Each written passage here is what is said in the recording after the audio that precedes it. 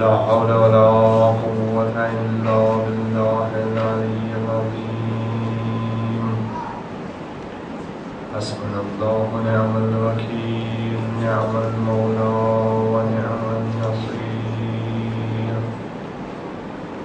أعوذ بالله من الشيطان الرجيم. بسم الله الرحمن الرحيم.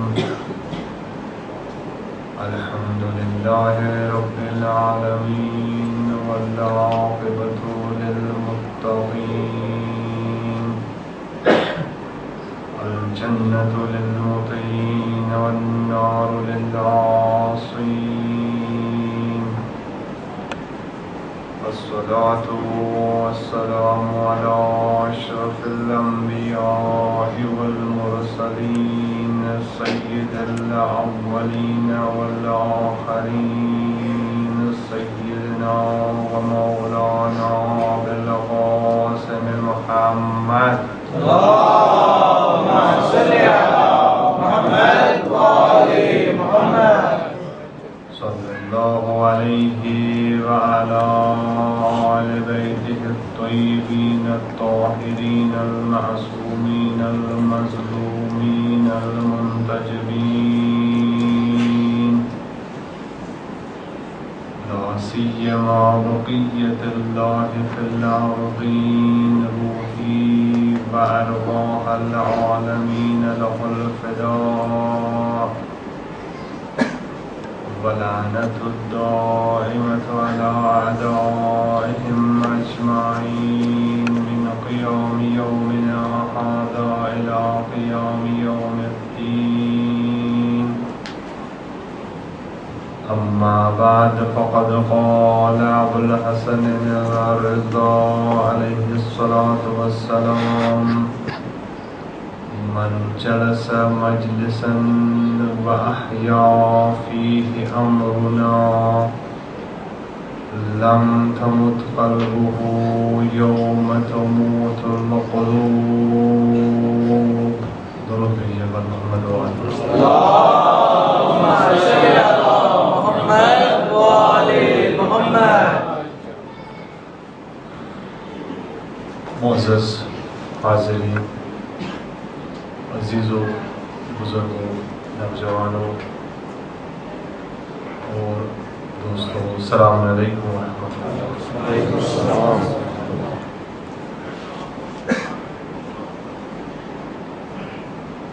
بہرحال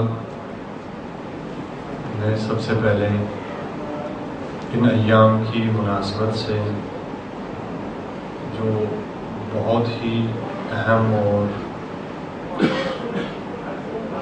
ذمہ داری کے ایام ہوتے ہیں،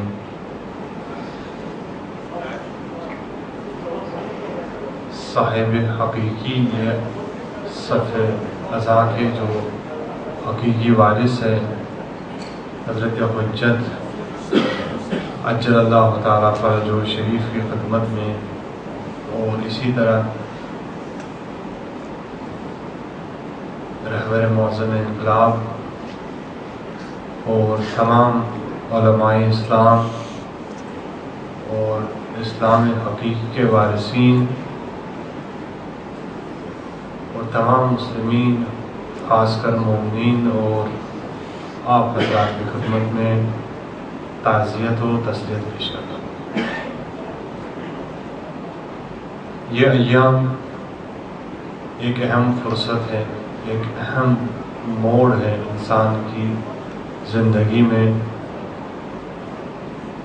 نہ فقط ایک عام انسان یا جو چاہنے والے ہوتے ہیں، بلکہ کائنات اور بشریت کے لیے ایک ایسی فرصت فراہم کی ہے اپنی شہادت کے ذریعے سے ہمارے امام علی مقام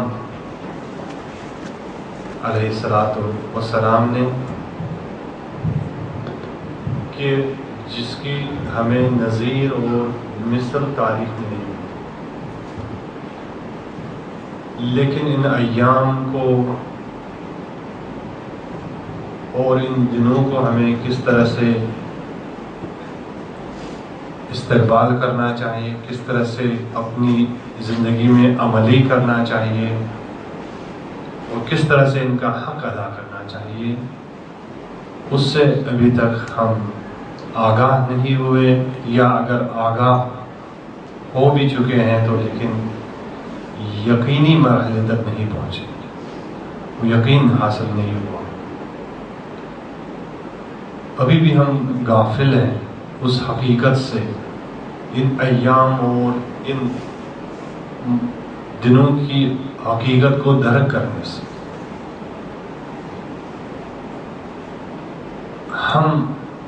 میں چونکہ جو موضوع دیا گیا ہے انشاءاللہ کل سے اس پہ تفصیل سے روشنی ڈالیں گے۔ آج بطور استقبال ماہ محرم کے عنوان سے کچھ اہم باتیں کرنے کی کوشش کریں گے کہ جو چیزیں ہونی چاہیے وہ نہیں ہوتی ہے ان ایام میں، اور جو نہیں ہونا چاہیے وہی ہو جاتا ہے۔ وہ کیوں ہے؟ کیا وجہ ہے کہ ہم اصلی حقیقت سے دور ہیں؟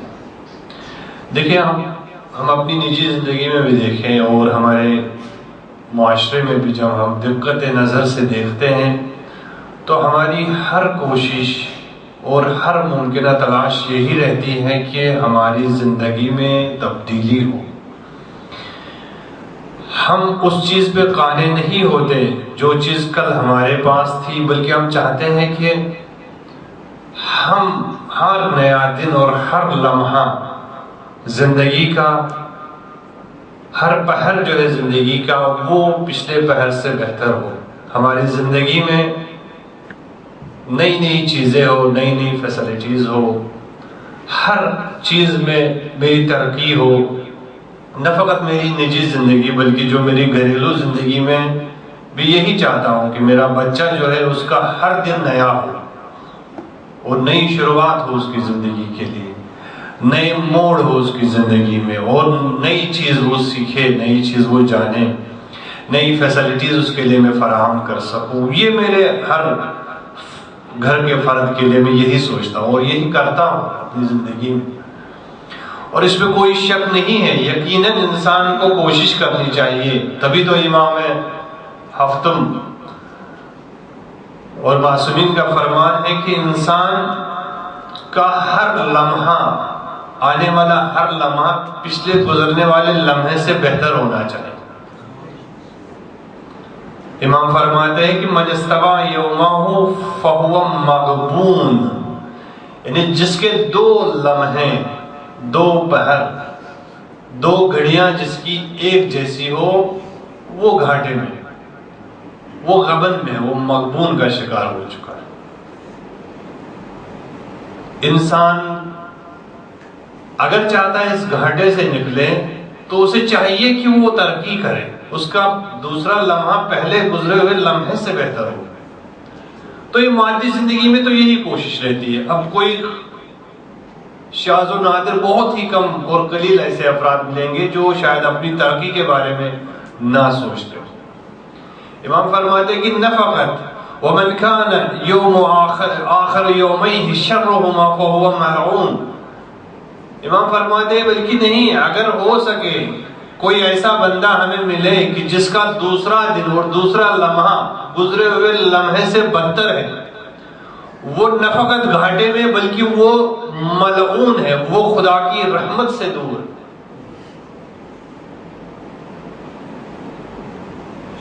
وَمَن لَّمْ يَزْدُدْ فِي إِيمَانِهِ إِلَّا بُعْدًا فَالْمَوْتُ خَيْرٌ لَهُ۔ بہت سی تعبیریں، بہت مختلف تعبیروں کے ساتھ یہ حدیث بیان ہوئی ہے۔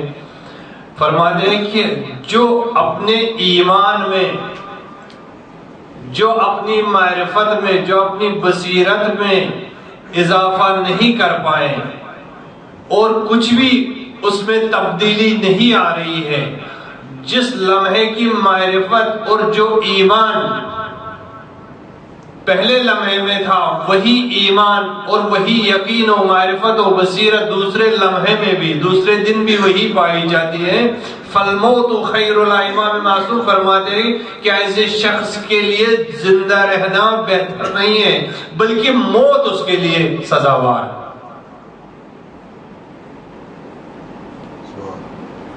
بلکہ اسے مرنا چاہیے.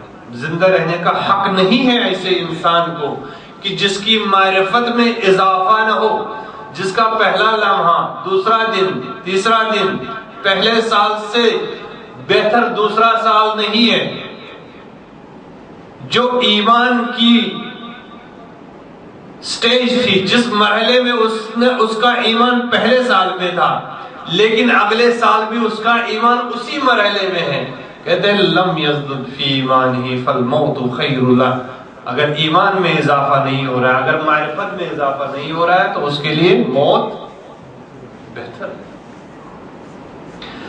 ایسے انسان کے لیے مکتب معصومین میں کوئی جگہ نہیں ہے جن کی زندگی میں، جن کے ایمان میں، جن کے یقین میں اضافہ نہ ہوتا، جو ترقی نہ کرے ایمان کے اور معرفت اور یقین و بصیرت کے حوالے سے.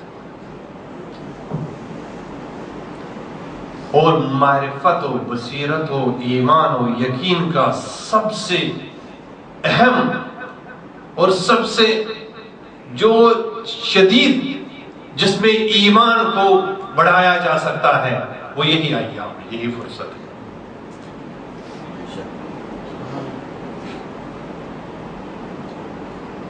یہ ایام، یہ دن، یعنی ان دنوں میں اگر ہم لوگ اپنے گھروں میں ہر چیز میں تبدیلی لا رہے ہیں، ہر چیز میں بڑھوتری لا رہے ہیں، چاہتے ہیں کہ جو کل تک میں یوز کر رہا تھا، اپنے گھر کا refrigerator, TV, mobile set, میں چاہتا ہوں کہ آج میرا موبائل سیٹ کل کے موبائل سیٹ سے ہیوی ہونا چاہیے. کل جو ریفریجریٹر میں استعمال کر رہا تھا، آج جو نیا مارکیٹ میں آیا میں وہ یوز کروں. کل اگر میری تنخواہ اتنی تھی، میں چاہتا ہوں نہیں، اگلے مہینے میں اور ٹائم کام کروں، اور بھی زیادہ پیسہ کماؤں. ہر چیز میں چاہتا ہوں کہ اضافہ ہو، ترقی ہو، لیکن ایمان کے لیے میں کیوں نہیں سوچتا؟ یقین کے مرحلے کو میں آگے کیوں نہیں بڑھاتا؟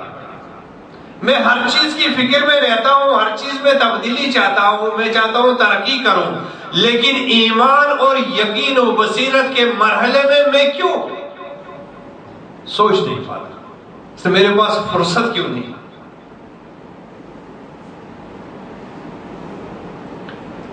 کیا وجہ ہے؟ جب گھر کی ہر چیز میں تبدیلی چاہتا ہوں، جو میرے والد صاحب نے میرا گھر بنایا تھا، وہ گھر خام تھا، کچا تھا، کچی اینٹوں کا بنا تھا، میں اس گھر میں رہنا پسند نہیں کرتا ہوں، چونکہ نئی جنریشن کا ہوں، مجھے نئی نسل سے مقابلہ کرنا ہے، لہذا میری ہر چیز ترقی یافتہ چیز ہونی چاہیے، ترقی یافتہ دور میں ہوں. میں چاہتا ہوں وہ چیزیں استعمال کروں جو آج کا ترقی یافتہ انسان استعمال کر رہا ہے. جب تم یہاں اس فکر میں ہو تو اپنے اس باطنی اور معرفتی اور ایمانی مرحلے کے لیے کیوں نہیں سوچتے؟ کیا کبھی ہم نے سوچا ہے جو پچھلے سال عزاداری کا مرحلہ تھا، جس سٹیج پہ میں تھا، کہ اس سال میری عزاداری میں اور تبدیلی ہو؟ کیا سوچنے کی بات نہیں ہے؟ اگر ہم دیکھیں گے جو کچے مکانوں میں رہنے والے 50 سال پہلے تھے اور آج بھی وہ کچے مکانوں میں رہتے ہیں، تو ہم یہی کہیں گے نا معاشرے میں کہ یہ تو ابھی بہت پیچھے، اس نے ترقی نہیں کی ہے. اگر وہ کل بھی جاہل تھا اور آج اپنے بچوں کو بھی جہالت سے نوازتا ہے اور مدرسوں میں داخلہ نہیں کراتا، تو ہم یہی کہیں گے یہ تو بہت پیچھے، اس نے ترقی نہیں کی ہے. لیکن دینی امور میں کیوں نہیں سوچتے؟ دینی امور میں عزاداری امام حسین علیہ السلام جو کہ مکتب ایمان و مکتب بصیرت و یقین ہے، اس مرحلے میں کیوں نہیں سوچتا کہ اگر میری عزاداری کا مرحلہ کل پچھلے سال 10 سال پہلے اس سٹیج پہ تھا تو 10 سال کے بعد کس سٹیج پہ ہونا چاہیے؟ کیا جو عزاداری اور جو صفِ عزا بچھائی جاتی ہے جو 10 سال پہلے بچھائی جاتی تھی، اسی عزا کا اہتمام آج بھی ہو رہا ہے؟ اس میں تبدیلی کیوں نہیں آ رہی؟ کیا تبدیلی نہیں آنی چاہیے؟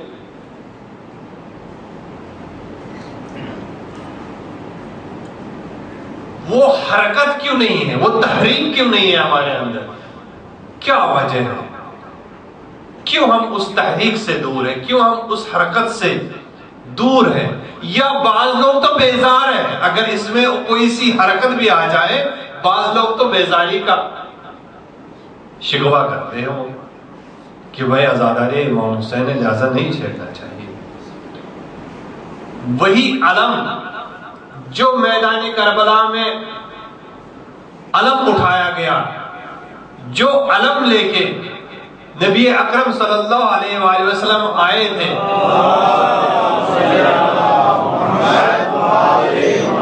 اور اس پرچم تلے ایک عظیم انقلاب برپا کیا، اور اس انقلاب کے لیے جو قربانیاں نہضت کربلا کے ذریعے سے ہوئی اور کربلا کے میدان میں اس پرچم کو جس طرح سے اپنے خون سے حسین اور حسین والوں نے سینچا اور وہ ایک عظیم انقلاب برپا کیا، آج ہمارے علم کے ذریعے سے وہ انقلاب برپا کیوں نہیں ہوتا؟ بینی و بین اللہ ہم گفتگو کریں گے نا۔ اگر امام معصوم کا قول ہے کل یوم عاشورا و کل ارض کربلا، تو یہ کربلا ہونی چاہیے نا ابھی یہ زمین، یہ دن، یہ پہر، یہ لمحات کربلائی لمحات ہونے چاہیے نا۔ وہ تحریک، وہ جوش، وہ یقین، وہ بصیرت، وہ ایمان، وہ تقوی، وہ پرہیزگاری، وہ زہد، وہ ایثار، وہ قربانی ہمارے اندر ہونی چاہیے نا۔ کیوں نہیں؟ کبھی ہم نے سوچا ہے جو حرکت ہم کرتے ہیں، جو حرکت، جو تحریک نبی اکرم صلی اللہ علیہ وسلم نے چلائی ہے، جس نہضت کی خاطر حسین نے اپنی جان دی ہے، جس تحریک کو آگے بڑھانے کے لیے حضرت زہرا نے مہینوں گریہ و آزاری کی ہے، مہینوں عزاداری کی ہے، جس کے لیے امام علی نے سالوں سال تک سکوت اختیار کیا ہے، جس کے لیے زہر جام زہر پیا ہے حسن علیہ السلام نے۔ کیا ہم نے کبھی سوچا ہے اس تحریک کے لیے یہ عزاداری جو ہو رہی ہے اس میں کتنا ہم لوگوں کا رول ہے اس تحریک کو آگے بڑھانے میں؟ کیوں؟ جب تک کیوں نہیں آئے گا آپ لوگوں کے ذہن میں، جب تک ہم یہ سوچنے کے لیے تیار نہ ہو کہ کیوں ایسا نہیں ہو رہا ہے، تب تک اس کیوں کی منزل تک ہم نہیں پہنچ سکتے۔ یہ کیوں ہمارے ضمیروں میں پیدا ہونا چاہیے۔ کیوں ہم غافل ہیں؟ کیوں ہم حقیقی عزاداری سے دور ہوتے جا رہے ہیں؟ کیوں ہم حقیقی عزاداری کہ ان قوانین اور ضوابط اور اصولوں سے بالکل ناآگاہ ہے، اور آگاہی حاصل کرنے کی اور بیداری حاصل کرنے کی کوشش نہیں کرتے؟ کیوں ایسا ہے؟ مشکل کہاں پہ ہے؟ ہمارے پاس پیسہ نہیں ہے کیا؟ ہمارے پاس فیسلٹیز نہیں ہے کیا؟ ہمارے پاس رہنے، کھانے پینے اور دوسرے جو وسائل عزاداری کو فراہم کرنے کے لیے کیا وہ نہیں ہے کیا؟ کیا ہمارے عزاداروں کے درمیان نظر و نیاز تقسیم کرنے کے لیے مال نہیں ہے کیا؟ کیا خطیب، اچھا سا خطیب بلانے کے لیے اس کی جو پیمنٹ ہوتی ہے اس کو ادا کرنے کے لیے ہمارے پاس پیسہ نہیں ہے کیا؟ ہے نا، بہت ہے، لاکھوں میں، کروڑوں میں خرچ کیا جاتا ہے۔ لیکن کیوں پھر تبدیلی ہے؟ یہ مصیبت کہاں پہ ہے؟ یہ تبدیلی کیوں نہیں آ رہی؟ دنیا جو ہے، دنیا میں جو ایک چیز ثابت ہے وہ یہی تبدیلی ہے۔ یعنی اگر قانون حرکت اور قانون تبدیل اور چینجنگ کو روکا جائے تو پوری دنیا ختم ہوگی۔ ہر چیز میں حرکت، ہر چیز میں تبدیلی، ہر چیز میں چینجنگ ہونی چاہیے۔ تو ہماری زندگی میں عزاداری امام حسین علیہ السلام کے ذریعے سے تبدیلی کیوں نہیں آ رہی؟ ہماری معنوی، روحانی اور باطنی زندگی کو یہ عزاداری امام حسین تبدیل کیوں نہیں کر رہی ہے؟ نقص اور کمزوری کہاں پہ ہے؟ مشکل کہاں پہ ہے؟ کیا وہ چیز مشکل ساز ہے کہ جو ہم کر رہے ہیں، یا نہیں ہمارے اندر نقص ہے، ہمارے اندر کمزوری؟ ہمیں ماننا چاہیے نا جو ہم کر رہے ہیں اس کے ذریعے سے، جو ہم دوائی لے رہے ہیں، اگر ہم مریض ہیں، اگر ہم بیمار ہیں، جو دوائی ہم حاصل کر رہے ہیں اس کے ذریعے سے ہمیں افاقہ ہونا چاہیے. ہماری باطنی اور روحانی امور اور روحانی مرض کا علاج ہونا چاہیے. تو عزاداری امام حسین اگر اکسیر اعظم ہے، سب سے بڑا علاج ہے روحانی بیماریوں کا، تو علاج کیوں نہیں ہو رہا ہے؟ میں 24 سال سے، میں 30 سال سے، 50 سال سے ہائے حسین وائے حسین سینہ زنی کرتے ہوئے آتا ہوں. ہر محرم میں گریہ زاری ہوتی ہے، گریہ گناہ ہوتا ہوں، صفحے ازا بچھاتا ہوں، سب کچھ خرچ کرتا ہوں، لیکن پھر بھی دیکھتا ہوں میرے مرض کا علاج نہیں ہو. کیوں؟ میں جو محفل حسین، مجلس حسین میں جو بن کے آیا ہوں اور جس کے خاطر آیا تھا وہ مجھے حاصل نہیں ہو رہا تھا. میں جیسے کا آیا تھا ویسے ہی واپس نکل رہا ہوں. جیسے میری انٹری ہو رہی ہے ویسے میرے ایگزٹ ہو رہا ہے. پرابلم کہاں؟ مشکل کہاں ہے؟ اس کیوں کا سوال کم سے کم ہم اس شب میں سوچیں کہ مشکل کہاں ہے. کیوں میں خواب غفلت میں ہوں؟ کیوں میں اس چیز کو نہیں پا رہا ہوں؟ کیا یہ جو علاج میرا ہو رہا ہے، یہ جو دوائی دی جا رہی ہے مجھے عزاداری کے طور پہ ایک ڈوز مجھے دیا جا رہا ہے، کیا اس میں پرابلم ہے؟ یا کہ نہیں میرا مرض اور میری بیماری اتنی گہری ہو چکی ہے کہ اس کا علاج اب مشکل ہے.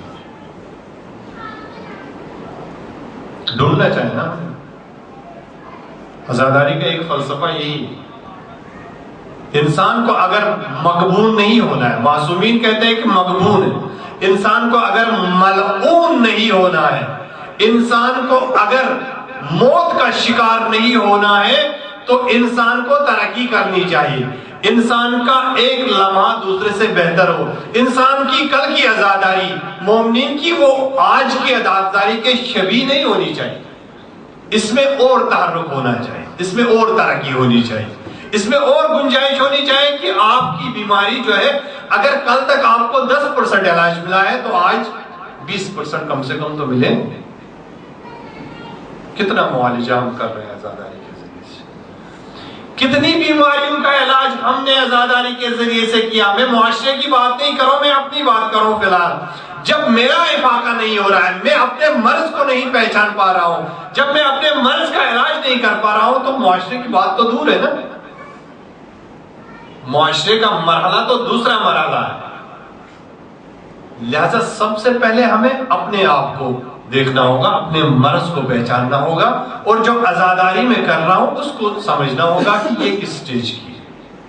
یہ واقعاً وہی ہے جو معصومین علیہ السلام جس کے لیے کہتے تھے کہ جا کے یا جعفر یہ پیسے لے لو، اور پیسہ لے کے منا کے میدان میں کئی سالوں تک میرے لیے عزاداری کرو. یہ وہی عزاداری ہے جس کے ذریعے سے حضرت زینب سلام اللہ علیہا نے کاخ استمار اور استغبار میں گریہ و آوازنی کے ذریعے سے ایسا انقلاب برپا کیا کہ خود استعمار کے پیکر کو شرمندگی کا سامنا کرنا پڑا اور اسے نیست و نابود ہونا پڑا. کیوں ہماری عزاداری سے ایسا نہیں ہوگا؟ کیا پرابلم ہے؟ اگر ایک دوائی دی جاتی ہے کسی کو تو فوراً جو ہے نا اس دوائی سے اس کا افاقہ ہوتا ہے، اس کا مرض دور ہوتا ہے. لیکن ہم ہر روز ہر سال یہ کرتے ہیں لیکن وہ اثر نہیں ہو پا رہا ہے. کیا پرابلم ہے؟ ایک تو یہ ہوتا ہے کہ مثلا ایک درود بھیجیے بر محمد والے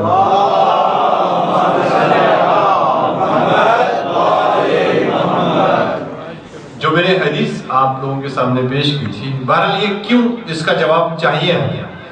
جو حدیث آپ کے سامنے پیش کی تھی ابتدائی سخن میں، امام فرماتے ہیں کہ جو کوئی مجلس کا انعقاد کرے اور اس مجلس میں ہمارے امر کو زندہ کرے، من جلس مجلسا واحیا فیہ امرنا، اور اس میں ہمارے امر کو زندہ کرے، لم تمت قلب، اس کا دل، اس کا قلب کبھی مر نہیں سکتا۔ اور جب قیامت کے دن سارے دل مر چکے ہوں گے، جب سارے قلوب موت کے شکار ہوں گے، تو اس شخص کا قلب اور اس شخص کا دل جو ہے وہ زندہ ہوگا۔ کیوں؟ کیونکہ اس نے ہمارے امر کو زندہ کیا۔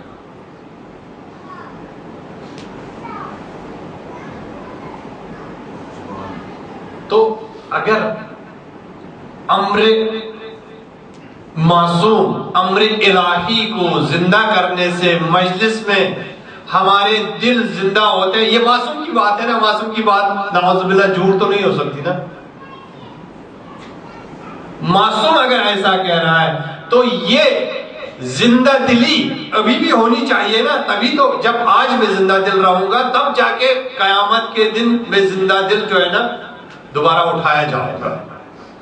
تو کہنا یہ مقصود ہے کہ اگر ہم عزاداری کرتے ہیں اور یہ دعویٰ کرتے ہیں کہ میں نے مجلس حسینی برپا کی، انعقاد کیا، صفِ عذاب بچھائی، مومنین کو بلایا، خطیب کو بلایا، اور یہاں پہ وہ امر زندہ کیا جس کا دعویٰ معصوم کر رہا ہے کہ اگر تم نے ہمارے امر کو زندہ کیا تو گویا تمہارا دل کبھی نہیں مرے گا، تم زندہ دل آدمی ہو، پھر بھی میں دیکھتا ہوں کہ میرے دل میں وہ زندہ دلی پیدا نہیں ہوتی، بلکہ میرا ضمیر دن بدن مردہ ہوتا جا رہا ہے۔ تو پرابلم کہاں پہ؟ مشکل کہاں پہ؟ مشکل یہ ہے کہ جو امر ہمیں زندہ کرنا تھا وہ امر معصوم اور امر الہی ہم عزاداری کے ذریعے سے، مجلس کے ذریعے سے، محفل حسینی کے ذریعے سے زندہ نہیں کر رہے، ہم کچھ اور کر رہے ہیں۔ معصوم چاہتے ہیں کہ آپ ہمارے امر کو زندہ کریں، آپ ہمارے فرمان کو زندہ کریں، اور امر معصوم کیا ہے؟ وہ امر الہی ہے۔ امر الہی کیا ہے؟ وہ امر ولایی ہے۔ معصوم چاہتے ہیں کہ آپ ہماری عزاداری میں، ہماری مجلسوں میں، ہماری محفلوں میں، ہمارے پروگراموں میں امر ولایی کو زندہ کریں۔ جب تک امر ولایی زندہ نہیں کرو گے مردہ دل رہو گے، لیکن اگر تم نے کسی بھی محفل میں، کسی بھی مجلس میں، کسی بھی عزاداری میں اس امر الہی اور ولایی کو زندہ کیا، نہ فقط تم بلکہ تمہاری قوم زندہ دل قوم ہوگی۔ اور یہ ثابت کر دیا ہے ایک ایسی قوم نے، ایک ایسی شخصیت نے جس نے اسی محرم اور صبر کے ذریعے سے، انہی مجلس عزا کے ذریعے سے ایسا انقلاب برپا کیا اور یہ دعویٰ کیا کہ میرے پاس اگر کچھ ہے تو وہ اس محرم اور صبر کے ذریعے سے۔ یہ طاقت ہے مجلس میں کہ امر الہی میں، یعنی جب تک وہ حقیقی روح نہیں آئے گی تب تک تبدیلی نہیں آئے گی۔ روح کو زندہ کرنے کے لیے، قلب کو زندہ کرنے کے لیے، بیدار ضمیر کرنے کے لیے ضروری ہے کہ وہ بیدار امر زندہ ہو۔ جب تک امر الہی، امر ولائی زندہ نہیں ہوگا تمہارا دل مردہ ہی رہے گا۔ تم کتنا پیٹو، کتنا رو، کتنا تم ستاؤ، تم وہی کرو گے جو تم مجلس عزا میں آنے سے پہلے کر رہے تھے۔ مجلس عزا میں آنے سے غیبتیں کر رہے تھے، خیانت کر رہے تھے، باقی چیزیں کر رہے تھے، کسی کا حق نہیں دے رہے تھے۔ تو جب مجلس حسینی سے نکلو گے تب بھی وہی کرو گے، کوئی تبدیلی نہیں ہوگی۔ تبدیلی اگر لانی ہے تو امر الہی کو پہلے زندہ کرنا ہے۔ جب تک اس دوا کو نہیں لاؤ گے جو حقیقی دوا ہے تو ڈپلیکیٹ دوائی سے اور جعلی دوائی سے آپ کا افاقہ نہیں ہوگا۔ آپ کتنا بھی کھائیں نا، اس دکان سے اٹھ کے دوسرے دکان پہ بھی چلے جائیں، پھر وہ تشریحی باقی رہتی ہے، پھر انسان احساس کرتا ہے کہ میں تو سیراب ہی نہیں ہو رہا ہوں۔ سیراب کیسے ہو جاؤ گے بھائی؟ سیراب تو تبھی ہوگا نا جب حقیقی دوا ملے۔ جب دوا جو ہے وہ ڈپلیکیٹ ملتی ہے، جعلی ملتی ہے، تو کیسے افاقہ ہوگا، کیسے سیراب ہوگا؟ جب پانی پیور نہیں مل رہا ہے، آب گوارا آپ کو نہیں دیا جا رہا ہے، بلکہ پانی کے بدلے میں آپ کو کوکا کولا پلایا جا رہا ہے، پانی کے بدلے میں آپ کو دہی پلائی جا رہی ہے، لسی پلائی جا رہی ہے، دودھ پلایا جا رہا ہے، تو کیسے آپ کی وہ تشنگی برطرف ہوگی؟ لیکن اس پہ لبادہ آپ اور پانی کا چڑھاتے ہیں، کہتے ہیں کہ یہ بھائی یہ منرل واٹر ہے، ہوتا ہے نا منرل واٹر کے نام پہ پتہ نہیں کوئی ایسے ہی اٹھا کے پانی اس پہ بھر دیتے ہیں، کہتے ہیں منرل واٹر ہے، لیکن اس میں عام پانی کا بھی مزہ نہیں ہوتا۔ تو ضرورت ہے اس امر کو زندہ کرنے کی۔ جب تک اس حقیقی عزاداری تک ہم نہیں پہنچیں گے تب تک ہمارے وجدان بیدار نہیں ہوں گے۔ امام معصوم اسی کی طرف اشارہ فرمائے رہے ہیں۔ لہذا اگر ہمیں دیکھنا ہے، اگر ہر چیز میں ہم تبدیلی چاہتے ہیں، اگر ہر چیز میں ہم زندہ چاہتے ہیں، تو ہمیں عزاداری میں بھی ایسی تبدیلی لانی ہوگی اور ایسا امر زندہ کرنا ہوگا جو ہم سے امام معصوم چاہتا ہے۔ تب جا کے اس کا ثمرہ وہی ہوگا جو ہم آج ایک ملک میں دیکھ رہے ہیں، کل یہ دوسرے ملک میں بھی ایسا ہی ہوگا۔ اس کے لیے اور کسی چیز کی ضرورت نہیں۔ امام جب آتے ہیں یا معصوم جب آتا ہے تو ایسا نہیں ہوتا ہے کہ پہلے سے میدان فراہم ہے اور امام معصوم آ کے جو ہے نا وہاں پہ اپنا قانون نافذ کرے، نہیں، ایسا نہیں ہوتا۔ انبیاء کو دیکھیں نا، اب انبیاء علیہ السلام کو جب بھیجا گیا یا رسال الرسل کیا گیا، جب ان کو بطور مبلغ بھیجا گیا تو ایسے انہیں دور دراز ترین علاقے میں اور ایسی سختی میں بھیجا گیا جہاں بت پرستی کا بول بالا۔ آپ اٹھا کے دیکھیں نا، تاریخ دیکھیں، حضرت نوح علیہ نبینا علیہ السلام، حضرت ابراہیم، حضرت موسیٰ، حضرت عیسیٰ، حضرت محمد صلی اللہ علیہ وسلم۔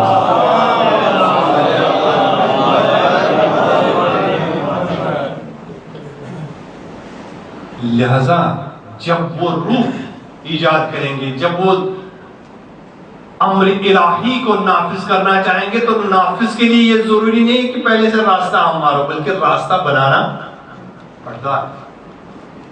اور حقیقی وارث جو انبیاء کے ہیں وہ اولیاء الہی ہے، وہ علماء اخلاق کے علماء ربانیون ہیں۔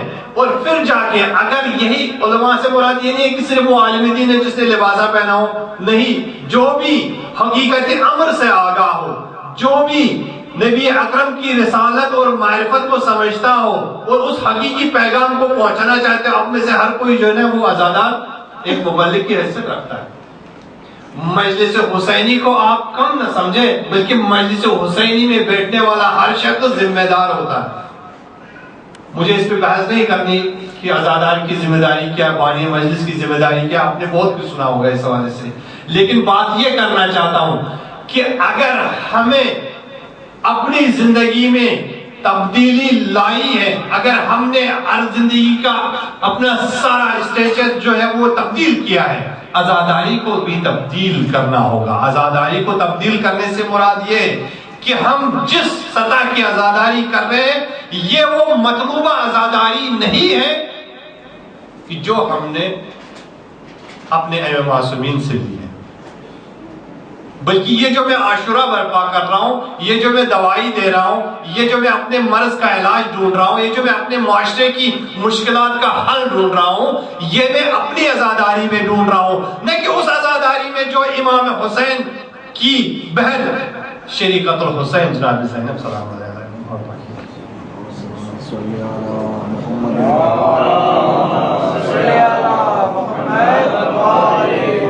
لہذا آپ دیکھیے علماء جو ہے وہ مختلف سٹیجز بیان کرتے ہیں، کہتے ہیں کہ مراحل عزاداری کی۔ ایک مرحلہ عزاداری کا وہ ہوتا ہے کہ جس مرحلے میں انسان فقط اپنی زبان سے عزادار، وہ بھی عزادار، ایک مرحلہ عزاداری کا۔ اس مرحلے میں کیا کرتا ہے انسان؟ اپنی زبان سے لعن کرتا ہے، جیسے ہم زیارت میں پڑھتے ہیں لعن اللہ من قتلک، لعن اللہ من ظلمک۔ تو یہ زبانی مرحلہ ہے عزاداری کا، جیسے یہاں پہ بھی ایک عزادار ہے، اس مرحلے میں کوئی بھی آ سکتا ہے، کوئی بھی جو بھی حسین علیہ السلام کے غم کے بارے میں سنے اور ان کی شہادت کے بارے میں سنے تو وہ یہی کہے گا کہ بالکل خدا لعنت کرے ان ظالموں کو جن نے اس طرح سے ظلم کیا۔ اس میں کوئی فرق نہیں کرتا. ہم بھی یہی کرتے ہیں نا. اگر اس مرحلے کے عزادار ہیں ہم تو ہم بھی یہی کرتے ہیں. ہم بھی کہتے ہیں کہ خدا لعنت کرے ان لوگوں پہ, خدا اپنی رحمت دور رکھے ان لوگوں سے جن لوگوں نے حسین علیہ السلام پہ ظلم کیا. یہ بھی ایک درجے کا عزادار. اس درجے کے عزادار ہمیں بے شمار ملے. لیکن کیا جو تحریک لا سکتی ہے, جو انقلاب لا سکتا ہے, جس کے ذریعے سے دل کو زندہ کیا جا سکتا ہے, یہ مرحلہ عزاداری کا ہے؟ اور جو ہمارے معاشروں میں رائج مرحلہ ہے عزاداری کا, وہ یہی مرحلہ ہے. اور اس کے بعد دوسرے درجے کا عزادار ہوتا ہے. عزاداری کا دوسرا درجہ کیا ہے؟ اس میں انسان پھر آگے مختلف شکلیں بناتا ہے. جیسے کہا گیا ہے من بقا او ابقا او تباقا وجبت لہ الجنہ, کہ جو روئے رلائے یا رونے کی صورت بنائے. تو اس مرحلے میں آ کے انسان کیا کرتا ہے؟ مختلف محفلیں مجلسیں اور صفحے عزائم بچھاتا ہے اور انعقاد کرتا ہے کہ کسی بھی طرح سے رلائے انسان کو. مجلسوں کا برپا کرتا ہے, خطیب کو بلاتا ہے, یا سوز خانی ہوتی ہے, نوح خانی ہوتی ہے, مختلف چیزیں ہوتی ہیں. اس مرحلے میں بھی یہی انسان کا جذبہ سامنے آتا ہے. پہلے مرحلے میں بھی انسان نے فقط زبانی کیا تھا, لیکن اس مرحلے میں انسان عملی کر کے دکھاتا ہے. یعنی اظہار عقیدت کرتا ہے اپنے حسین کے ساتھ, اپنے مظلوموں کے ساتھ جو میدان کربلا میں مظلوم شہید ہوئے تھے. اس کے بعد تیسرا مرحلہ آتا ہے عزاداری کا. تیسرے مرحلے میں انسان کیا کرتا ہے عزاداری میں؟ اس میں انسان پھر تنفر کا اظہار کرتا ہے. یعنی نہ فقط حسین علیہ السلام کے ساتھ ہمدردی کا اظہار کرتا ہے, بلکہ جو ظالمین ہیں ان کے ساتھ نفرت کا بھی اظہار کرتا ہے. یہ مرحلہ ہم عام دیکھتے ہیں, اور اس میں بھی کوئی وہ بڑی بات نہیں ہے.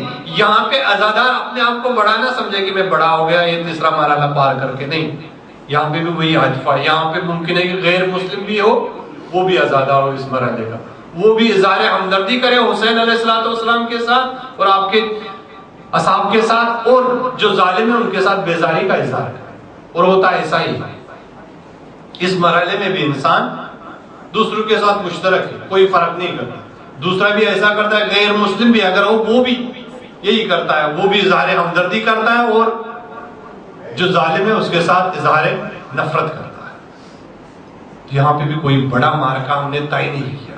اب ہمیں دیکھنا ہے کہ ہم کس درجے کے عزادار ہیں. پہلے درجے میں صرف زبانی ہم کہتے ہیں, دوسرے درجے میں ہم عملی کرتے ہیں, تیسرے درجے میں زبان اور عمل دونوں کا ساتھ ہوتا ہے اور دشمنوں کو بھی وہاں پہ دور کیا جاتا ہے. درود بھیجیے گا.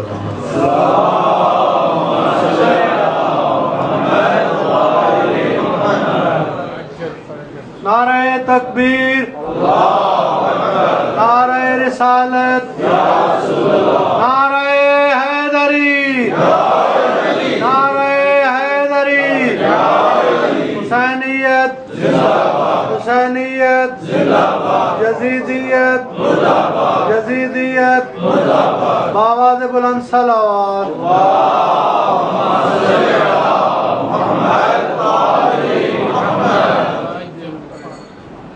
بہرحال بات ہو رہی ہے کہ ہم عزاداری کے کس مرحلے میں. دیکھیے جو تیسرا مرحلہ ہے, یہاں عزادار کو کبھی کبھی دھوکہ ہوتا ہے. وہ سمجھتا ہے کہ میں واقعی معنی میں وہی عزادار ہوں جس کا مطالبہ مجھ سے کیا گیا ہے کہ آپ ہمارے امر کو زندہ کریں. لیکن یہ مرحلہ کافی نہیں ہے. بعض علماء لکھتے ہیں کہ 6 مرحلے ہوتے ہیں ہر چیز کی. اس طرح سے عزاداری کے بھی, عزادار کے بھی 5-6 مرحلے ہوتے ہیں کہ جن کو گزرنا ہوگا. یہاں یہ جو تینوں مرحلے آپ کی خدمت میں بیان کیے, ان تینوں مرحلوں میں انسان کا جذبہ اور انسان کا احساس جو ہے کافی کار فرما ہوتا ہے. انسان صرف احساس اور جذبے کے بلبوتے پہ عزاداری کا انعقاد کرتا ہے اور مجلسوں کا برپا کرنے کا اہتمام کرتا ہے. اکثر یہی ہوتا ہے. لہذا یہ جذبہ اور احساس جب تک ہے تب تک عزاداری کا اہتمام ہے. اگر یہ جذبہ ختم ہو گیا تو عزاداری کا نام بھی ہم نہیں لیتے. ہم پھر سالوں سال جو ہے نا بس محرم کے 10 دن یا مان لو 20 دن 30 دن محرم اور سفر مان لے 2 مہینے اور 10 دن ہم عزاداری کرتے, اس کے بعد نہیں کرتے. لیکن یہ جذبہ ٹھنڈا پڑتا جا رہا ہے. جیسے ہی یہ ایام نزدیک آئیں گے جذبہ ابھرنے لگتا ہے, ہمارا جذبہ اور تیز ہو جاتا ہے. لیکن جیسے جیسے یہ ایام ختم ہوتے جا رہے ہیں وہ جذبہ بھی ختم ہوتے جا رہا ہے. کیوں؟ چونکہ یہ تینوں مرحلے عزاداری کے صرف جذبے کی بنیاد پہ وجود میں آتے ہیں. لہذا یہ عام آدمی بھی ہو سکتا ہے, ایک عزادار اور چاہنے والا بھی ہو سکتا ہے, اس میں کوئی فرق نہیں. مسلم ہو غیر مسلم ہو, کوئی بھی اس درجے کا اعتقاد رکھتا ہے. اور یہیں پہ آگے اگر عزاداری مرحلوں سے گزرے, تبدیلی آئے, انسان زبانی مرحلے سے, عملی مرحلے سے اور تیسرے مرحلے سے گزر کے چوتھے مرحلے کی طرف انسان کو گامزن ہونا ہے. لیکن افسوس یہ ہے کہ ہماری عزاداری اسی تیسرے مرحلے میں رک جاتی ہے اور مختلف آفتوں کی شکار ہو جاتی ہے. اور سب سے بڑی آفت یہ ہے کہ ہمیں پھر معرفت نہیں رہتی, یعنی ہم معرفت حاصل کرنے کی کوشش نہیں کرتے, ہم مقصد حسینی کو سمجھنے کی کوشش نہیں کرتے. ہمارے پاس کچھ احادیثیں جو یہ کہتی ہے کہ انسان اگر روئے تو وہ جنت پہ چلا جائے گا. اس جنت کی تلاش پہ انسان آ کے عزاداری کرتا ہے اور روتا ہے, رلاتا ہے اور اتنا اہتمام کرتا ہے رونے کا کہ جو باہر بھی لوگ ہوتے ہیں, غیر مسلم بھی ہوتے ہیں, وہ بھی آپ کے رونے سے روتے ہیں اور وہ بھی آپ کے ساتھ ہمدردی کا اظہار کرتے ہیں. لہذا اہتمام جتنا ہوتا ہے انسان کا وہ صرف یہ کہ کس طرح سے روئے, کس طرح سے رلائے, کس طرح سے اوروں کو بھی رلائے اور اس جذبے میں شامل کرے. لہذا جذبات کی بنیاد پہ یہاں آتا ہے. یہ مرحلہ بہت ہی نازک اور خطرناک ہوتا ہے. کیوں؟ کیونکہ انسان صرف اس لالچ میں کہ مجھے جنت ملے گی, انسان صرف اس لالچ میں کہ مجھے رلانا ہے, یہ ایک وسیلہ تھا, ایک ابزار تھا. اس وسیلے کو یہ ہماری سوچ, یہ ہمارا جذبہ ہدف میں تبدیل کر دیتا اور یہ وسیلہ ہدف بن جاتا ہے. یہ کس لیے تھا؟ یہ رلانا اور آپ کا رونا اس لیے تھا تاکہ آپ مقصد حسین کو بیان کریں. لیکن آپ نے الٹا کر دیا, آپ نے اسی مرحلے کو, اسی رونے کو مقصد بنا لیا. جب یہ رونا مقصد بن گیا تو جو اصلی مقصد تھا وہ گم ہو گیا. یہ بہت بڑی آفت ہے اس مرحلے کی, چونکہ جذبات ہی ہے نا, یہاں پہ بھی معرفت کا مسئلہ نہیں ہے.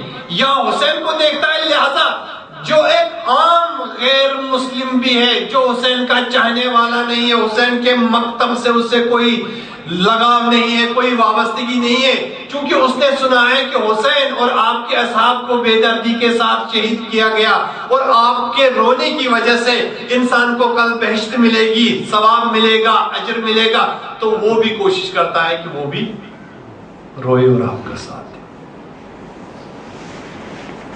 یہ ہدف ہے. یہ کیوں؟ کیونکہ صرف جذبہ ہے, وہ معرفت کا دائرہ نہیں, وہ امر الہی جس کو پہچاننا تھا اور اس کو احیا کرنا تھا, زندہ کرنا تھا, جس کے ذریعے سے عزادار کا دل زندہ ہوتا, جس کے ذریعے سے معاشرے کا قلب اور ضمیر بیدار ہوتا, وہ نہیں پایا جاتا, صرف جذبے کی حد تک. لہذا یہ آفت خطرناک ہے. ہمیں اس مرحلے سے گزرنا ہوگا. عزادار کی حرکت یہ ہونی چاہیے کہ وہ اس مرحلے سے گزرے. اگر یہیں پہ رہ گیا تو یہ گھاٹے میں, اگر یہیں پہ رہ گیا تو یہ ملعون ہے, اگر یہیں پہ رہ گیا تو امام چاہتے ہیں کہ اس کو مرنا چاہے, اس کے لیے موت بہتر ہے. ضرورت نہیں ہے حسین کو علیہ السلام کو اس مرحلے کے افراد نہیں, اس مرحلے کو گزارنا ہے. یہ مرحلہ وسیلہ ہے, ہم نے ہدف بنا دیا. چونکہ ہدف بن گیا لہذا وہ حقیقی روح نہیں آئی. ابھی تو یہ تیسرا ہی مرحلہ ہے. لہذا یہاں پہ معرفت نہیں ہوتی. یہاں آ کے انسان جو ہے وہ معرفت کھو دیتا ہے. انسان پھر کیا ہوتا ہے, وہ اشباع نہیں ہوتا, وہ راضی نہیں ہوتا. وہ ہر دفتر میں جاتا ہے, ہر گلی میں جہاں پہ بھی صفے عزا بچھیے وہاں جا کے رونے کی کوشش کرتا ہے, کسی بھی طرح سے رلائے اپنے آپ کو, چیخے مارے. کیوں؟ کیونکہ اسے ثواب دینا ہے, کیونکہ اسے جنت میں جانا ہے. نادان یہ نہیں سمجھتا تھا بھائی جنت تو تمہیں ملے گی، وہ تو ذریعہ ہی تھا، وہ تو اس کا پروفٹ تھا، وہ تو اس کا مقصد تھوڑی تھا، وہ تو تمہیں فری میں مل جاتی۔ ایک روایت میں ہے کہ جب یعنی درود بھیجیے گا محمد وعلیہ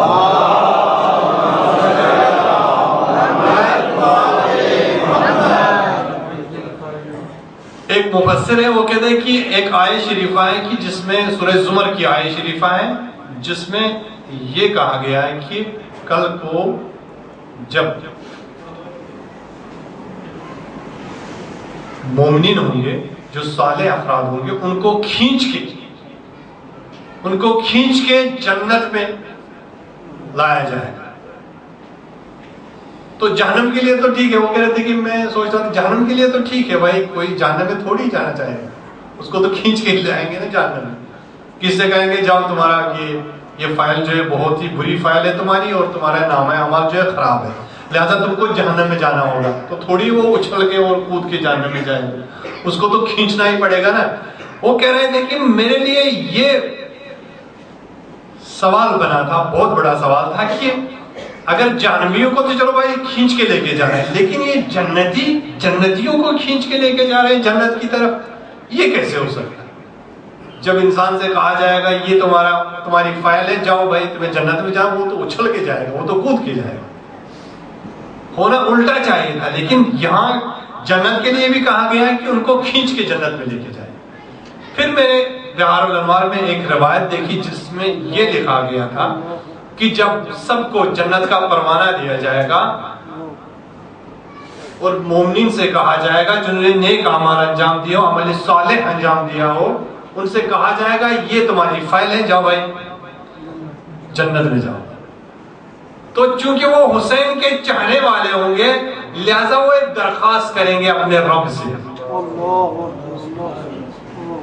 وہ درخواست کریں گے بڑے عاجزانہ انداز میں، یا اللہ ہمیں قبل اس کے کہ ہم جنت میں جائیں، بہشت کی نعمتوں سے آپ ہمیں نوازیں، اگر اجازت ہو تو ہم اپنے محبوب اور معشوق یعنی حسین کی زیارت کرنا چاہتے ہیں۔ تو لکھتے ہیں کہ روایت اتنی طولانی ہے اور لکھا گیا ہے کہ یہ اب مومنین اور چاہنے والوں کے درمیان اور حسین کے درمیان، یعنی محب اور محبوب، عاشق و معشوق کے درمیان یہ ملاقات اتنی لمبی ہو جائے گی، اتنی لمبی ہو جائے گی، اتنی لمبی ہو جائے گی کہ پروردگار ملائکہ اور فرشتوں کو حکم دے گا کہ انہیں اٹھا کے اور کھینچ کے بھیج دیں۔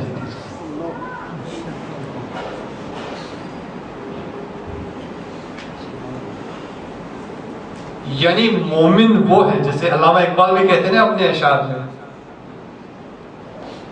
یعنی کافر جو ہوتا ہے وہ آفاق میں، وہ مادیات میں گم ہو جاتا ہے، لیکن مومن وہ ہے جس میں آفاق گم ہو، اس میں پوری کائنات گم ہو، وہ مومن ہے۔ یعنی اگر کائنات کو ڈھونڈنا ہے تو مومن کے دل میں ڈھونڈو، اگر جنت کو ڈھونڈنا ہے تو مومن کے دل میں ڈھونڈو۔ تھوڑی جنت جو ہے نا وہ مومن کے لیے یہ جنت کے لیے مومن کو بنایا گیا، بلکہ جنت جو ہے وہ مومن کے لیے بنائی گئی، وہ تو اسے ملنی ہے۔ لیکن ہدف تمہارا جنت میں جانا نہیں ہے، ہدف تمہاری خلقت کا، تمہاری جتنی بھی چیزیں تمہارے لیے بنائی گئی ہے اس کا مقصد جنت نہیں ہے۔ جنت تو فائدہ ہے ایک جو تمہیں رستے میں مل رہا ہے، مفت میں مل رہا ہے، یہ کام انجام تو مفت میں ملے گا۔ کل کو جب نامہ اعمال پیش کیا جائے گا، روایت میں ہے کہ مومن سے کہا جائے گا یہ تمہارے حسنات ہیں، وہ کہے گا میں نے تو ایسا کوئی کام ہی نہیں کیا تھا کہ اتنے سارے حسنات ہیں میری فائل میں۔ تو کہا جائے گا نہیں، تم نے فلاں کام کیا تھا، وہ سڑک سے جا رہے تھے تو سڑک پہ جو گندگی پھیلی ہوئی تھی اس کو تم نے ہٹایا تھا، آپ اپنی یونیورسٹی سے جا رہے تھے تو بچے مدرسے کے کھڑے تھے، ان کو مدرسہ پہنچنا تھا، آپ نے ان کو لفٹ دی تھی، ایک بیکاری تھا جو اندھا تھا، آپ نے اس کو سڑک پار کرایا۔ تو اتنے سارے حسنات ہیں، یعنی اگر انسان واجب کام اور حرام کام کو، واجب کو انجام دے، حرام کو ترک کر دے، مستحب پہ انجام نہ دے، بس یہی جو اعمال ہے یہ انجام دے دے، تو خود بخود جنت کا پروانہ اسے مل جائے گا۔ تو یہ عزادار، یہ مومن کیوں جنت کی تلاش میں، جنت اس کی تلاش میں ہے۔ وہ بولے علامہ اقبال، حوریں جو ہے وہ قصد کرتی ہے مومن کا، مومن کی تلاش میں رہتی ہے، وہ اس انتظار میں رہتی ہے کب مومن جنت میں آئے۔ ہمیں تو زحمت ہی نہیں کرنی، ہمیں تو تکلیف ہی نہیں اٹھانی ہے جنت حاصل کرنے کے لیے۔ لیکن جو سب سے بڑی آفت اور سب سے بڑی مشکل ہمیں دکھائی دے رہی ہے عزاداری میں، وہ یہی ہے کہ ہم نے جنت، اس میں جنت کی خاطر اس کو نبھانا کیا، لہذا ہم اس اصلی مرحلے سے رہ گئے۔ وگرنہ یہاں پہ لہذا یہی مشکل آئے گی، اس میں بہت ساری مشکلات آئیں گی، بہت ساری آفتیں آئیں گی۔ یہاں پہ پھر اگر اس مرحلے میں انسان رہ گیا، یہ عزاداری پھر سنت بن جائے گی، عادت بن جائے گی۔ عادتاً ہمیں کرنا ہے بھائی، ہمیں انعقاد کرنا ہے 10 محرم میں عشرہ ہونا چاہیے، چونکہ میرے باپ بھی کر رہا تھا، میرے والد صاحب بھی کر رہے تھے۔ اب اس میں پھر وہ اکڑ ہو جاتی ہے، رقابت ہو جاتی ہے۔ ہاں بھائی، اگر خطیب لانا ہے تو وہ زبردست خطیب ہو، دیکھنا ان لوگوں نے کس خطیب کو بلایا ہے۔ جیسے ہوتا ہے نا بقرہ عید میں کہ بھائی اگر تمہیں بکرا لانا ہے، قربانی کرنی ہے، تو ذرا دیکھنا سلطان میاں نے کون سا بکرا لایا۔ ہاں بھائی 90,000 کا لایا، تو تم جا کے جو ہے نا 1 لاکھ کا لے آئے۔ وہ اخلاص، جس اخلاص کی بنیاد پہ یہ عزادار رشد کرتا، نمو کرتا، وہ اخلاص ختم ہو جاتا ہے۔ جب اخلاص ختم ہو گیا تو رشد بھی نہیں ہوئی۔ جب ریا آیا، ریا کی وجہ سے تشدد ہے، اختلاف ہے، پریشانی ہے، مشکل ہے۔ یہ عزادار یہاں پہ اپنے آپ کو پیٹتا ہے، چیختا ہے، پکارتا ہے، مظلومیت کا دعویٰ کرتا ہے کہ میں حسین کا پیروکار ہوں، لیکن باہر جا کے وہی کام کرتا ہے، وہی خراب کاری، وہی مشکلات میں گرفتار ہے جو ایک کام کرتا ہے۔ کیوں؟ کیونکہ عزاداری اس کی عادت ہے، نماز اس کی عادت ہے۔ بقول امام معصوم، تم لوگوں کے طویل رکوع کی طرف نہ دیکھو، لمبے لمبے سجدوں کو نہ دیکھو، یہ تو ان کی عادت ہے، عادت سے مجبور ہے۔ مشکل ہو رہی ہے اگر میں وقت پہ نماز نہ پڑھوں، چونکہ میری عادت بن چکی ہے۔ اگر دیکھنا ہے تو جا کے دیکھو کہ صدق الحدیث ہے، جا کے دیکھو ان کی بات میں سچائی ہے، حق کہنے کی طاقت رکھتے ہیں، امانت میں خیانت تو نہیں کرتے ہیں۔ کیا عزاداری جناب زینب کا ورثہ نہیں ہے؟ کیا عزاداری ہمارے ہاتھ میں امانت زینبیہ نہیں ہے؟ کیا یہ خون حسین ہمارے ہاتھ میں امانت نہیں ہے؟ تو ہم امانت میں خیانت کیوں کر رہے ہیں؟ ہم امانت کا حق ادا کیوں نہیں کر رہے ہیں؟ ہم مجلس حسینی میں اتنا خرچہ کرنے کے بعد وہ رزلٹ کیوں نہیں مل رہا ہمیں؟ چونکہ ہم نے وہ حقیقی عزاداری کو چھوڑ دیا، ہم نے رسم بنائی۔ تو یہاں پہ آ کے علماء کہتے ہیں کہ یہ پھر رسم بن جاتی ہے، یہاں پہ عادت بن جاتی ہے، عادت کے طور پہ مجھے کرنا ہے۔ اگر میں نہ کروں تو مجھے خوف ہوتا ہے کہ بھائی اگر میں نے عزاداری نہیں کی، اگر میرے مجلس کا اہتمام نہیں کیا، پتہ نہیں حسین علیہ السلام میرے گھر سے کچھ نہ کچھ کریں گے۔ ہوتا ہے نا کہ اگر ہم نے علم کو پھر ہاتھ لگایا، پتہ نہیں وہ کیا، یہ کیا، نظر کا اہتمام نہیں کیا، تو میں خوف کھاتا ہوں پتہ نہیں میرے بچوں پہ کوئی آفت نہ آئے۔ یعنی یہاں جا کے پھر حسین آئیڈیل نہیں بنتے۔ حسین علیہ السلام اور ائمہ معصومین کی زندگی ہمارے لیے نمونہ عمل نہیں بنتی، بلکہ اس مرحلے میں اگر یہ سوچ اور یہ فکر ہمارے اندر آ گئی تو یہاں جا کے حسین ایک خوفناک نعوذ باللہ آدمی بن جاتا ہے ہمارے لیے۔ اور بچپنے سے ہم یہ دیکھتے آ رہے ہیں۔ مجھے یاد ہے کہ ہمارے علاقوں میں بھی ایسا ہی ہوتا تھا کہ اگر ہم نے وہ نہیں کیا تو مشکل ہوگی، ہمارے گھروں میں مشکل ہوگی۔ عزیزو، چونکہ وقت ہو چکا ہے، ضرورت ہے کہ ہم اس مرحلے سے گزریں۔ اس میں آفتیں بہت ہیں، میں آفتوں کو یہاں پہ نہیں گنوں گا، آفتیں بہت میں نے یہاں پہ نوٹ کی تھی۔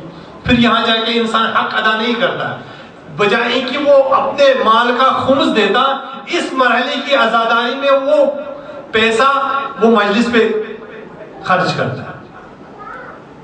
اسے مجلس کا اہتمام کرنا ہی کرنا ہے، بولو جو اس کو خمس نہ ہی دینا ہو. اس کو مجلس حسینی برپا کرنی ہے ولو چو وہ نماز سے ہی کیوں نہ ٹکرائے, ولو چو وہ زکوٰۃ سے ہی کیوں نہ ٹکرائے.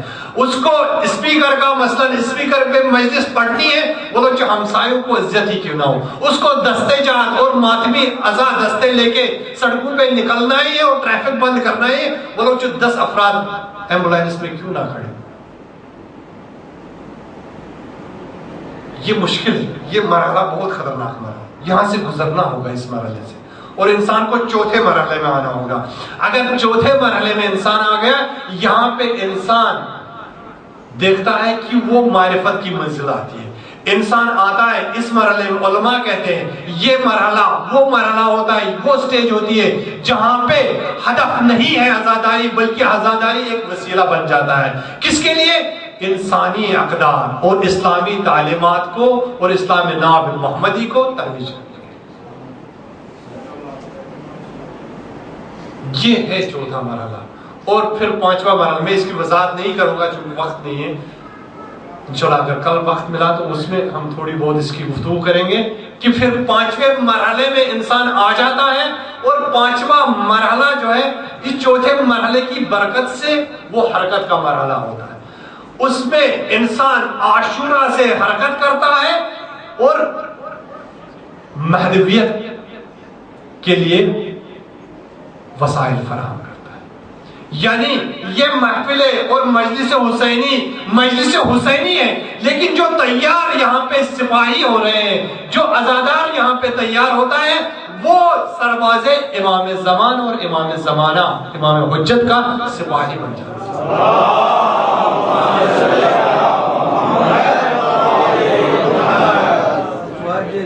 عاشورہ اور عزائے زینبی کا نام ہے انسان کو انتظار اور مہدی علیہ السلام کے سپاہیوں سے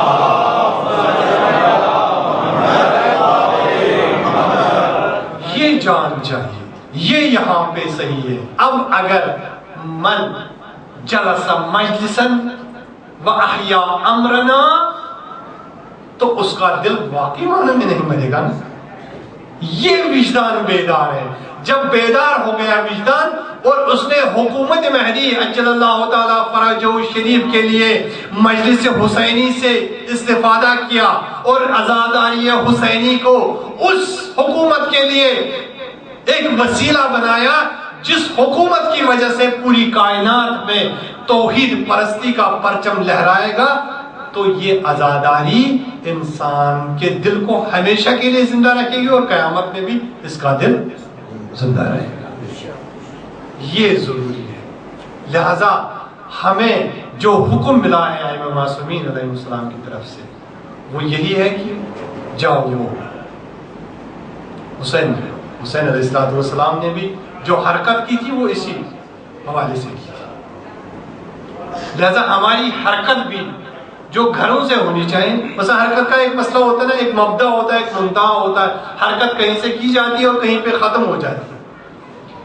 لیکن ہم جب حرکت کرتے ہیں اس کی ایک ابتدا ہوتی ہے اور ایک انتہا ہوتی ہے. بعض لوگ یہ سمجھتے ہیں کہ حرکت جہاں سے شروع ہوئی ہے وہ شروعات ہے اور جہاں پہ ختم ہو رہی ہے وہ مقصد ہے. وہ جہاں پہ ختم ہو رہی ہے وہ منتہا ہے, مقصد نہیں ہے. مشکل عزاداری کی یہی ہے کہ ہم گھروں سے حرکت کرتے ہیں, محفل مجلس حسینی برپا کرتے ہیں. ہم سمجھتے ہیں کہ مجلس حسینی مقصد ہے. مجلس حسینی مقصد نہیں ہے, یہ منتہا ہے. اس کی وجہ سے اور ایک مقصد ہے, وہ ہے اسلامی نام, وہ ہے اسلامی تعلیمات, وہ ہے رسول علیہ السلام کی تعلیمات کو زندہ کرنا. اور حسین نے ایسا ہی کیا. اور اس مرحلے میں انسان رکتا نہیں. عزاداری مجلس حسینی حرکت حسینی کا دوسرا نام ہے نا. جو حرکت حسین نے کی تھی وہ حرکت ہمیں آج کرنی چاہیے نا عزاداری کے ذریعے سے. اگر حسین علیہ السلام مدینے سے حرکت کر رہے ہیں اور صرف اس لیے کر رہے ہیں کہ اسلامی تعلیمات زندہ ہو, امر بالمعروف زندہ ہو, نہی از منکر زندہ ہو, اسلام میں عادلانہ نظام زندہ ہو, تو ہمارا بھی قصد یہی ہونا چاہیے. جب میں اپنے گھر سے حرکت کروں تو اس محفل میں یہی اس مجلس میں یہی قصد ہونا چاہیے کہ میں امر بالمعروف زندہ کروں، میں نہی از منکر زندہ کروں، میں اسلام میں عادلانہ نظام کے لیے وہ زمینہ اور میدان فراہم کروں جو حسین علیہ السلام، تب جا کے یہ عزاداری واقعی معنوں میں زینبی اور حسینی عزاداری ہے۔ بہرحال استقبال رمضان ہے، استقبال ماہ محرم ہے، اور محرم کا چاند جو ہے وہ ایک عجیب چاند ہوتا ہے۔ اور بھی مسلکیں ہیں اور بھی قومیں ہیں، جب ان کا نیا سال شروع ہوتا ہے تو ان کا اپنا خاص اہتمام ہوتا ہے، لیکن جو رحمت مکتب حسین کے ماننے والوں پہ خدا نے شامل حال رکھی ہے وہ کسی اور مکتب میں نہیں ہے، کہ آپ جیسے ہی نئے سال کا آغاز ہو، جیسے ہی محرم کا چاند دیکھو تو تمہاری آنکھیں جو ہے وہ اشکبار ہونی چاہیے، غمناک ہونی چاہیے، اور یہ غموں کا سلسلہ اور یہ اشکوں کا سلسلہ اور یہ اشکوں کا سیلاب، اس کی شروعات یہاں سے نہیں ہوئی بلکہ حضرت آدم سے دیکھیں، حضرت خاتم مرسلین، اور اسی طرح سے ائمہ معصومین کی سیرت میں ہمیں دیکھنے میں ملتا ہے۔ لہذا ہر نبی کو ہم دیکھتے ہیں جو بھی کربلا کی سرزمین سے گزرا، ہر وسیع کو دیکھتے ہیں، ہر ولی کو دیکھتے ہیں، جب بھی حسین کا ذکر آیا تو اشک جو ہے نا آنکھیں اشکبار ہو گئی، آنکھیں غمناک ہو گئی۔ عزادارو یہ فرصت کہ کم سے کم اگر ہم واقعی معنوں میں اس درجے تک نہیں پہنچ سکتے لیکن کوشش تو کر سکتے نا۔ میں کل کو اتنا تو کہوں کہ میں نے کوشش کی تھی، میری طاقت اتنی تھی، میری توانائی اتنی تھی۔ کہتے ہیں کہ کچھ جانور تھے، جب حضرت ابراہیم کو آگ میں ڈالا گیا تو کوا یا کوئی ایسا جانور تھا جو دور بیٹھے دیکھ رہا تھا، اور ایک دوسرا پرندہ جو ہے وہ پانی لا رہا تھا۔ تو اس کوے نے یا جو جانور دیکھ رہا تھا اس نے اس پرندے سے کہا تم پانی کیوں لا رہے ہو، تمہارے پانی لانے سے تھوڑی آگ بجھ جائے گی۔ تو اس نے یہی کہا، اتنا پیارا جواب دیا کہ میں اہتمام اس لیے کر رہی ہوں کہ تاکہ مجھے پتا ہے کہ اس میرے پانی کے قطرے سے یہ عظیم آگ تو نہیں بجھے گی، لیکن کل کو جب قیامت میں یہ لسٹ کھولی جائے گی تو وہاں پہ میرا نام تو جیسے کی طرح تماشائیوں میں لکھا ہوا نہیں ہوگا، بلکہ میرا نام بھی ان افراد میں لکھا ہوگا کہ جنہوں نے اپنی توان اور طاقت کے مطابق مدد کی تھی۔ تو آزادارو یہی وقت ہے کہ ہم اپنی عزاداری کے ذریعے سے، ہم عشق حسینی کے ذریعے سے، اپنے آنسوؤں کے ذریعے سے کم اس نفرت کو اور اس ماحول کو، اس کائنات میں جو ستمگری اور ستم ظریفی کا ماحول ہے، کم سے کم اس کو تو کم کر سکتے ہیں۔ کم سے کم یہ پیغام تو دے سکتے ہیں کہ ہاں مظلومیت ہے جو آج بھی ہے، بلکہ آج اس سے کہیں زیادہ مظلومیت ہے، یہ تو کر سکتے ہیں نا۔ اور یہی وعدہ معصومین ہم سے لیتے ہیں۔ امام رضا علیہ السلام جب اپنے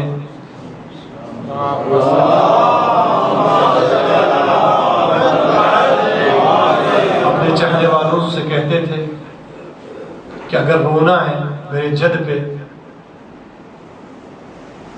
تو اس طرح سے رو نا جس طرح سے واقع تم اپنے لیے رہتے ہو۔ میں یہ روایت کا فقرہ پڑھتا ہوں۔ ابو ہارون مکفو کہتے ہیں کہ دخلت ابی عبداللہ فقال علی، کہ میں داخل ہوا امام جعفر صادق علیہ السلام کی مجلس میں،